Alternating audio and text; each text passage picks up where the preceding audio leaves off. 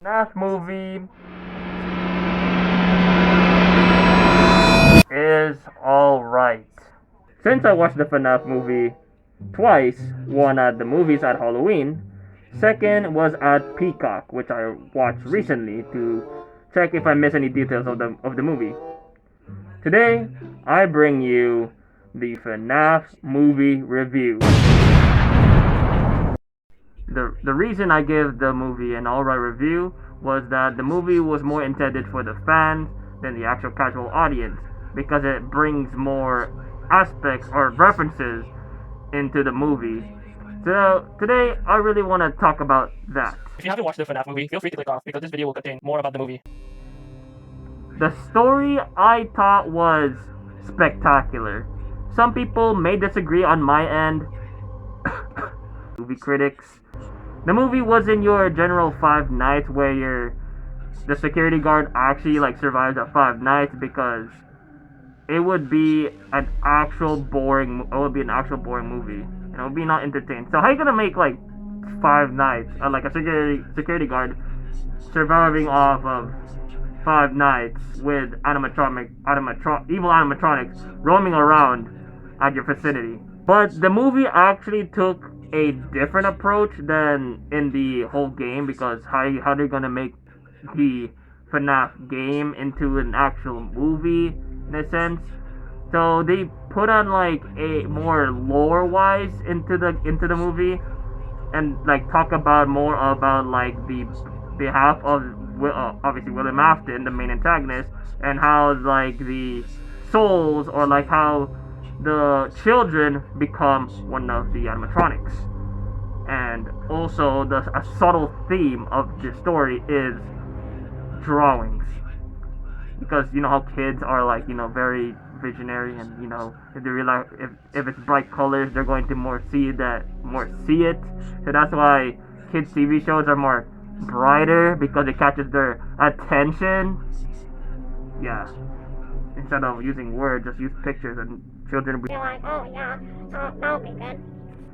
Honestly, in my opinion, the cameos carried the show, or carried the movie. Why did I say show? The movie. Before we get into the main characters, I just want to talk about the first security guard that appeared in the first sequence of the movie. Apparently his name is Fred Smith, according to Matpat, into his video that he made when he was in a Cameo or something like that. Markiplier was supposed to be the first security guard, but got scrapped because obviously Iron Lung. So let's get to the characters. Mike Schmidt, a brother of Abby, or an older brother of Abby, that takes up a light night security guard at the Fazbear Pizzeria because he got fired for assaulting a man that he thought was kidnapping or maybe hurting a child in some way or shape or form, which that really sets up a point in the movie where he just becomes a security guard. After that, he desperately needed the job because he's trying to get the custody over her younger sister, because his aunt apparently is trying to exploit him or try to exploit her younger sister so she can get the money. That's what I was supposed to say. Also, he gets his frequent dreams of his younger brother, or a situation where William Afton kidnaps his younger brother, and also the loss of his younger brother as well. And his dreams also is another way of communicating, I guess telepathically, mindfully in his mind, of the souls of the animatronics that William Afton killed. Abby is a younger sister of Mike Schmidt, and plays a big part in the story, talking and communicating telepathically with the animatronics. She's also using, she uses drawings to communicate with the animatronics, which makes the animatronic tend to like her and want to play with her. So yeah, that's all I got with Abby. Vanessa. I thought she was going to be a bad guy or a bad going to be part of like a sub antagonist into the series because in Security Breach, Vanessa was like some kind of like subtle enemy or antagonist into the Security Breach. You know, being a mall security guard and trying to hunt you down. But in the movie, she becomes like a sub protagonist and helps and guides Mike around the pizzeria, even helping her, you know, betraying his dad because, you know, she doesn't want to kill him any more kids.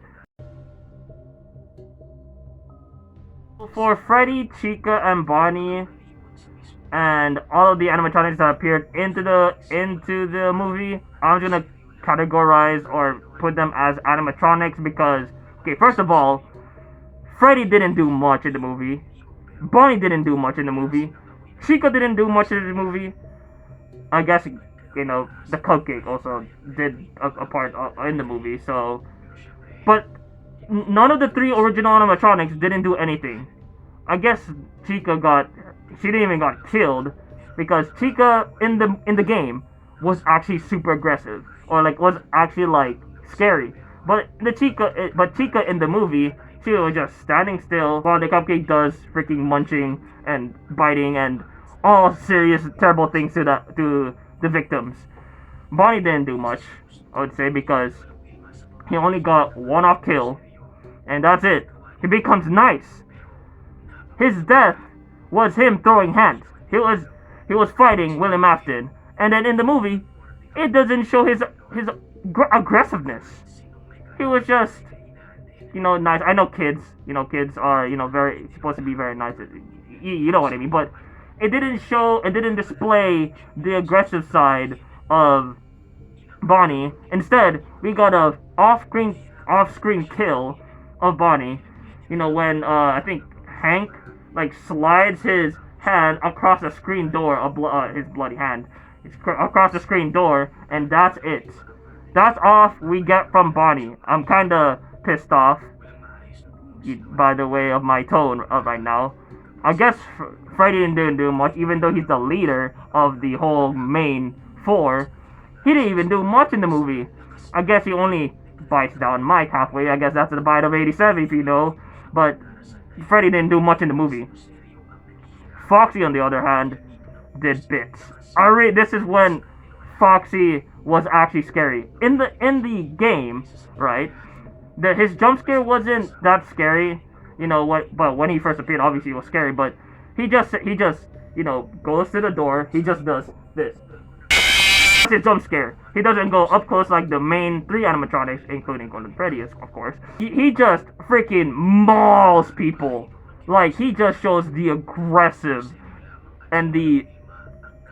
Why can't we just get that for the other animatronics? Unfortunately, we don't get, and I want to see more of the original three. Also, you know, act in the scenes of in Mike's dream, but they don't really do much as they just like hurt Mike, you know, running around trying to like slash and, you know, damage Mike.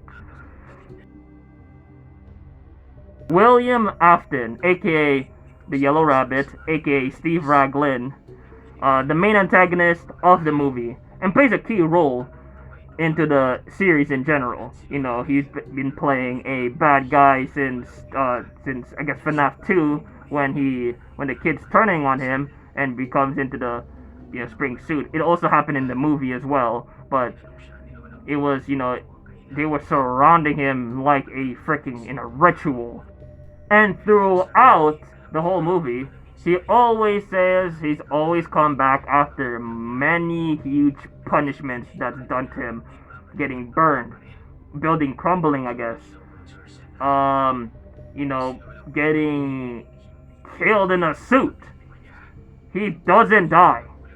But in the movie, we see him as a methodical, more cynical side of him. You know, we have more. He's a disguised. You know, instead of, you know, him, I guess, showing it into the. Okay, you know, I don't even know what I'm talking about. he also owns a killer place. I mean, killer pizza place. You see what I did there? William Afton, you know, as played by Matthew Lillard.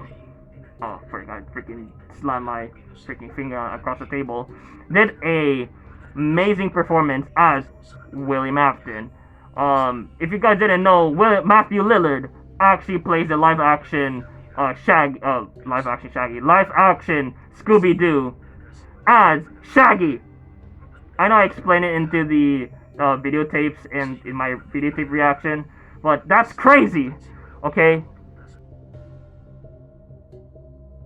Cameos. I know I just made them separate because the cameos made the movie more captivating and more lively and more interesting, because in my movie theaters, I see y'all, right? I see y'all people's movie theaters being super loud and more joyous than ever.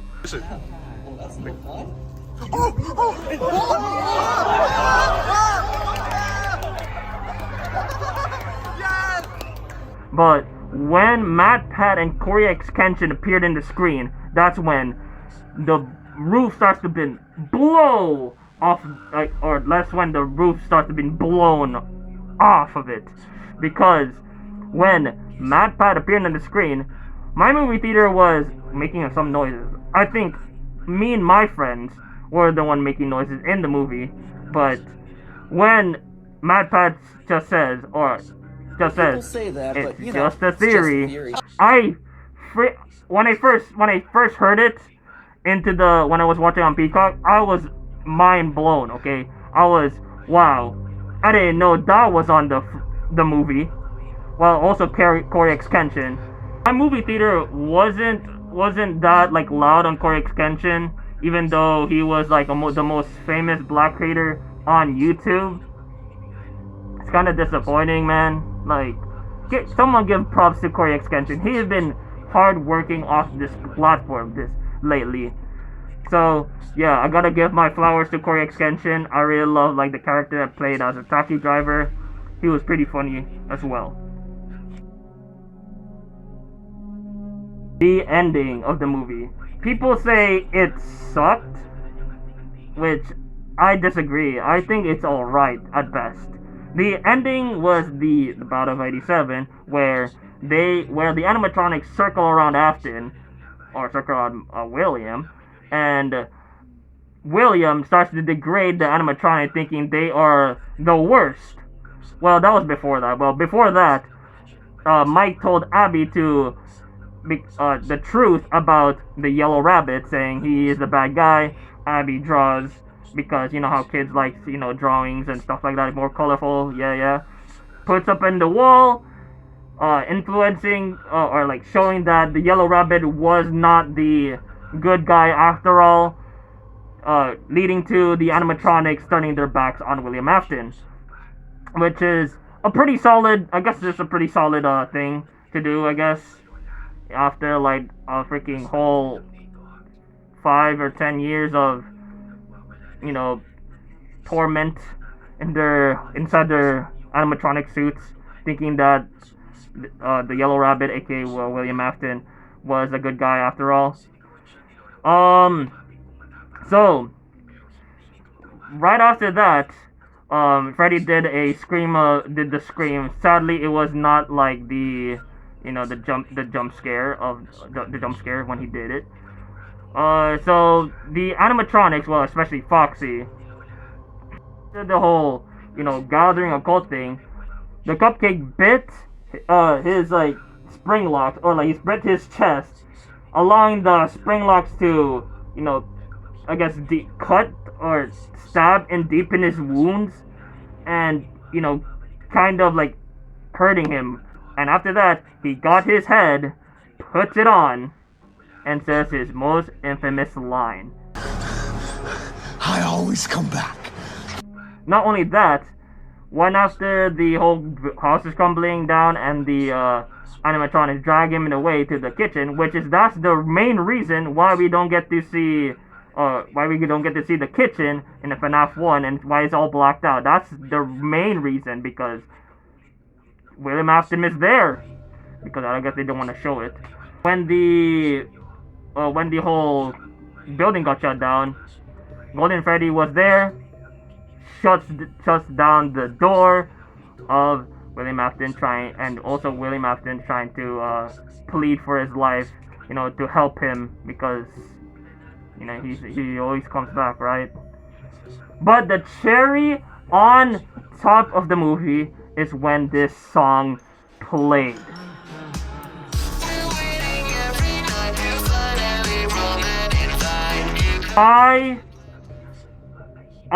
My mind was so blown when my friend said, "Oh, just wait until the ending," and it played. Look, I got goosebumps right now, like legit right now. I can't believe that the FNAF directors or the movie writers or anything in the people doing the FNAF movie actually reached out to the living Tombstone and said, "Hey, can we use your song for the movie so the fans would actually freak out and we get like a intriguing ending, I guess." Like, oh my gosh, that was so crazy. I'm still freaked out about this. And my predictions. Since the movie did so well in the box office and is the highest horror movie that Blumhouse ever made, obviously they're going to make a sequel of the movie. But what's going to be in it? Well, I'm going to talk about that. Since it's FNAF 2, obviously they're going to add the toy versions. Toy Freddy, Toy Chica. Now that I think about it, Toy Chica is going to get a lot of thirst traps on TikTok and YouTube Shorts. And also, Toy Freddy. We're also gonna get the original, Freddy, Bonnie, and Chica being all withered from the whole building crumbling down. We also might see Balloon Boy, because in the ending sequence for Cory Extension, Balloon Boy was there, and you can see Balloon Boy throughout the movie, like some subtle appearances here and there. People speculate that the puppet is going to be in FNAF 2 because obviously it's also a key part in the game of FNAF 2, the game. The puppet, people say that the puppet is Garrett, which I think is the most sensical, more correct way to introduce the puppet, because in the ending you can hear the music box music box song, and you can hear the same voice that in the FNAF 2 game. He used the voice saying save them, that if you played the actual game, they use it in the movie saying, or spelling it out, "Come find me," which is Garrett saying to Mike to come find me, or come find me, and actually like seal off the deal. I'm going to be glad that if the sequel was made, I'm gonna be super happy. That was it, man. I've made a script about this whole video. You can see this is my whole FNAF movie script. Wait. There we go. So this is my entire part just saying, if you can't see it. Yeah, and I also have tallies of mistakes. I've made a lot of mistakes throughout this whole video. I think I've made 5, 10, 15, almost 20 mistakes that I made throughout the video. So it is obviously gonna take a long time. So if hopefully you enjoyed this FNAF review, please subscribe and hit the like button, because I've suffered and my freaking throat is hurting from like talking. Yeah. Thank you guys for watching. I think I said that twice. But bye!